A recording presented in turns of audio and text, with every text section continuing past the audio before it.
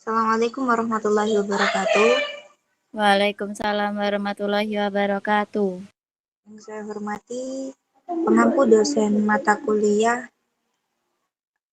Hadis Tarbawi, Bapak Ari Widodo, dan teman-teman Matematika 1 Angkatan 2023. Di sini kami kelompok 5 akan menyampaikan materi tentang kodifikasi hadis. Apa itu tentang kodifikasi hadis? Sejarah dan penentu kebijakan. Kami kelompok 5 yang terdiri dari saya sendiri, yakni Anissa Rahma dengan NIM 23.110.107.0017 dan presentator pertama presentator kedua yaitu Saya sendiri presentator kedua bernama Wilda Ayuwardani. Dan yang ketiga,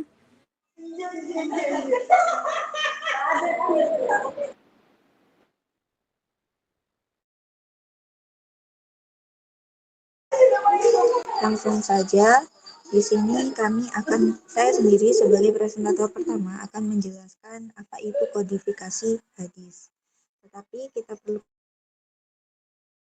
ketahui bahwa isu problematika pencatatan hadis pertama kali muncul pada zaman Rasulullah. Hal itu dilatar belakangi adanya hadis yang melarang penulisan Islamologi selain Al-Quran. Namun di sisi lain, terdapat hadis yang membolehkan, bahkan menganjurkan penulisan hadis. Beberapa pendapat yang mengatakan bahwa hadis sudah ditulis sejak zaman Rasulullah, tetapi di sebagian yang lain mengungkapkan bahwasannya penulisan hadis dimulai sejak zaman para sahabat. Berdasarkan yang saya uraikan tadi, di sini saya akan menjelaskan tentang definisi kodifikasi hadis. Kodifikasi hadis dalam bahasa Arab dikenal sebagai tadwinan dari bentuk masdar fi'il madi dawwana yudawwinu tadwinan yang berarti menulis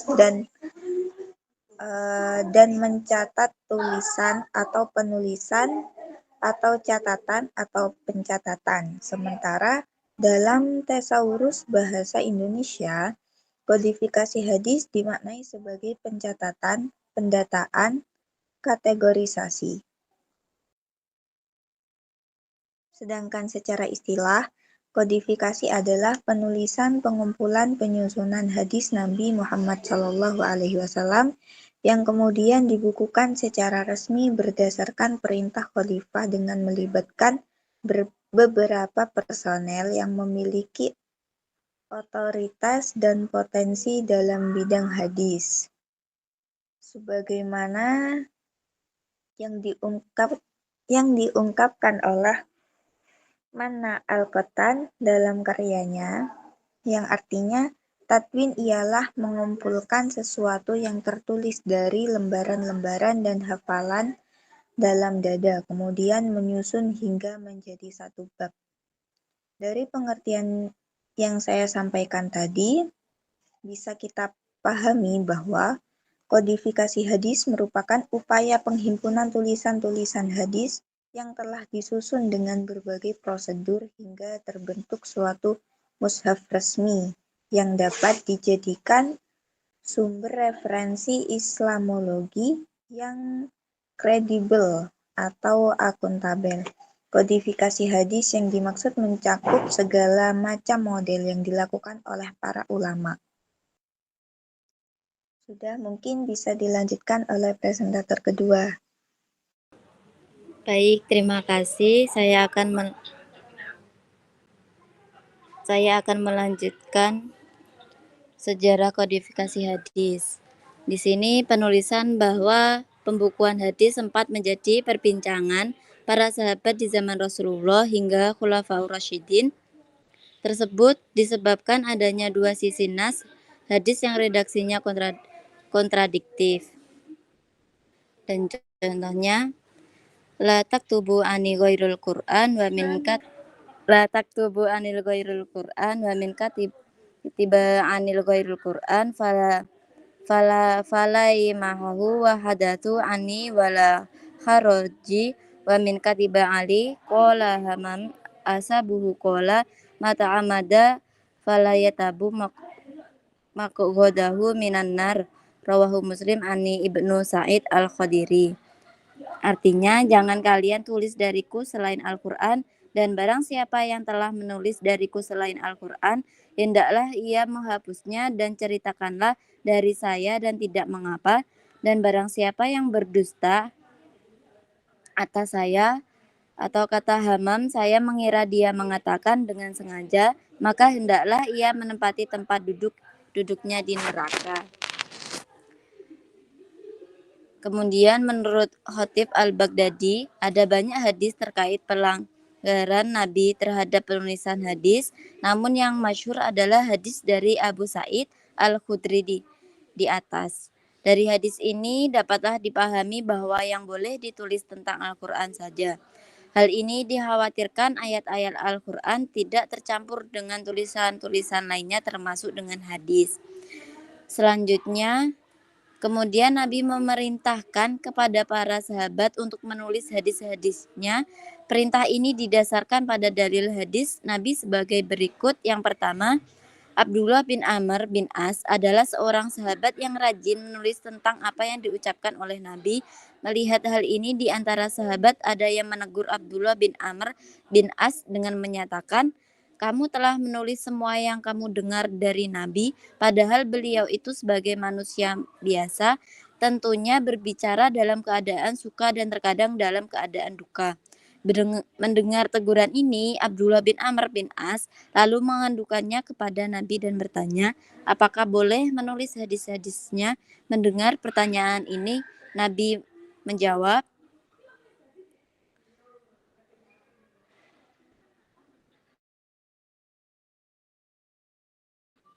katiba fa'u aladi nafsi baidahu ma yakhruju minhu al-haq. Rawahu Abu Dawud. Dengan artinya, tulislah maka demi jiwaku yang berada di tangannya, tidaklah keluar dari mulutku kecuali kebenaran. Dan yang kedua, pada tahun Fathu Makkah, seorang bernama Huzail dari golongan Huzah telah membunuh seorang laki-laki dari Bani Laits. Pembunuhan ini terjadi disebabkan dahulu seorang Bani Laits pernah membunuh orang dari Bani Khuza'ah. Kemudian peristiwa pembunuhan ini dilaporkan kepada Nabi. Kemudian Nabi mengendarai kendaraannya dan berkhutbah dan menjelaskan bahwa di kota Makkah dilarang diadakan pembunuhan. Kota Makkah adalah tanah haram yang tidak diperkenankan dipotong durinya, tidak boleh dipotong pohon-pohonnya, dan sebagainya.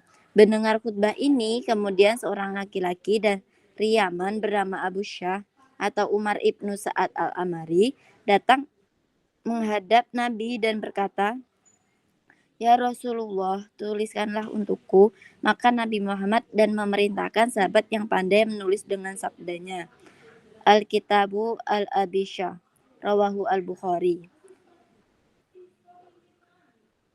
Menghadapi dua sisi hadis tersebut yang tampak bertentangan di atas, ada beberapa pendapat yang mencoba menyimpulkan kedua hadis kontradiksi di atas. Yang pertama, larangan menulis hadis terjadi pada periode awal kerasulan di saat banyaknya wahyu yang diturunkan, sedangkan izin penulisannya disabdakan pada periode akhir kerasulan.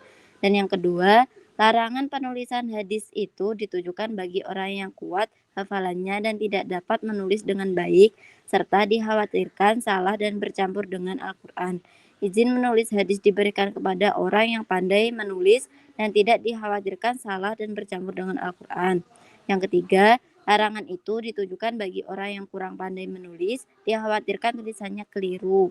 Dan yang keempat, larangan hadis tentang menulis hadis masuk oleh hadis yang menganjurkan menulis hadis. Yang kelima, larangan itu bersifat umum, sedangkan izin menulis hadis bersifat khusus, yakni kepada para sahabat yang pandai menulis, sehingga tidak dikhawatirkan akan menyampurkan catatan hadis dengan Al-Quran.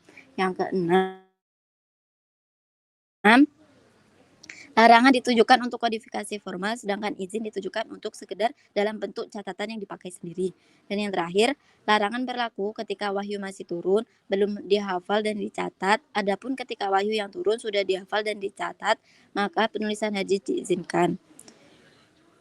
Dengan demikian, paparan dari atas menunjukkan bahwa penulisan hadis diperbolehkan, bahkan dianjurkan sejak adanya perintah Nabi Muhammad SAW kepada sahabat yang pandai menulis. Terima kasih, sekian dari saya. Selanjutnya bisa dijelaskan oleh presentator ketiga.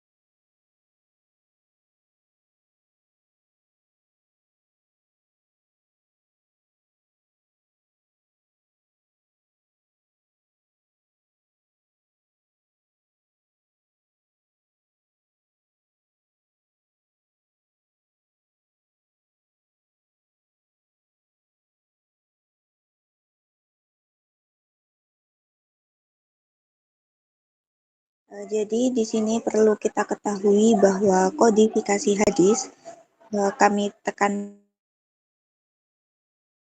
lagi bahwasanya kodifikasi hadis merupakan upaya penghimpunan tulisan-tulisan hadis yang telah disusun dengan berbagai prosedur